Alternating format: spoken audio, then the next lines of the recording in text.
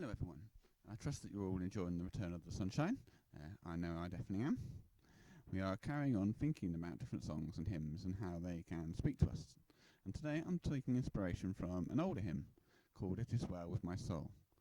But today it's less about some impactful lyric or striking theme within the song. It's more about the story behind it and the person who wrote it. Now some of you may be aware of the story, but if you're not, it was written by a man called Horatio Spafford. And Horatio was a successful lawyer and property investor. However, in 1871, a massive fire broke out in Chicago, destroying much of his properties and evaporating his wealth overnight. But Horatio's misfortune didn't stop there. They were hit further financially during a massive financial depression in 1873. Despite this, Horatio kept a strong faith in God and planned to take his family to England to support his evangelist friend, Dwight Moody. Now, when the family was preparing to go, Horatio was delayed, and so sent his wife and 4 daughters ahead of him to England, saying he would join them in a few days. And then tragedy struck again, when the ship carrying his family collided with another ship. Horatio was informed of the tragedy via a telegram from his wife saying, "Saved alone." His 4 daughters, the oldest being 11, had drowned. Horatio then left for England to join his wife. Eventually the Spaffords returned to the States, and in 1876 Horatio penned the words to the popular hymn to commemorate the death of his children. Despite all of his loss, he was not only able to still find joy in life, but write a song about it, with words that still resonate today. After everything, he was still able to say, "God is in control. It is well with my soul." How often do we say we're fine, or I'm okay, or it's all good and not actually mean it? How much harder would that be if you've gone through what he's been through? This story always reminds me of the story of Job in the Old Testament, where in a similar vein, Job seems to have everything going for him, and then very quickly he has lost his wealth, his family, and his health. And the book of Job is a collection of conversations he has with his friends, lamenting everything that has happened to him, and while still saying that, but God is good, his will be done.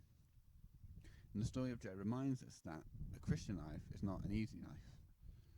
We are as prone to heartache, tragedy, and disaster as everyone else. Yet if we hold true to our faith, we can trust that there is a bigger plan and a bigger purpose. In the times when I have cried out to God saying, "Why is this happening? What is the reason for this?" I found myself reading Job 14 and 15, which says, "If someone dies, will they live again? All the days of my hard service I will wait for my renewal to come. You will call and I will answer you, and you will long for the creature that your hands have made." So if you read the rest of the chapter around these verses, it's full of Job's questioning and begging for God to put a stop to his pain. Yet in the midst of it all he says, "I will wait through my hard times, and eventually you will call me because you have not forgotten me. And you will long for me because you still love me." Now, you may be currently going through a hard time, or a time of hard service, as Job put it.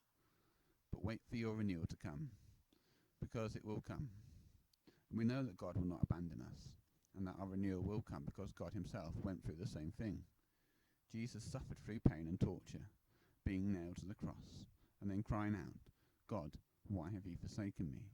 as his divine and human natures were temporarily separated.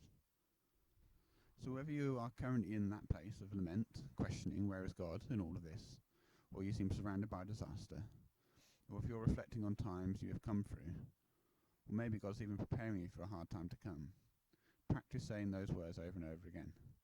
It is well with my soul. It is well with my soul. Even when you struggle to believe it, and especially when you struggle to believe it. Say it because when you feel God is when you feel abandoned, remember that Jesus felt abandoned, yet the Father did not abandon him. Job felt forgotten, but God had not forgotten him. And when Horatio had lost everything, it was still well with his soul. So it is also well with my soul. For whatever my lot, you have taught me to say, "It is well with my soul." Your renewal will come. So I hope this has been some sort of comfort to some of you, maybe some encouragement to others today. So God bless and have a great week.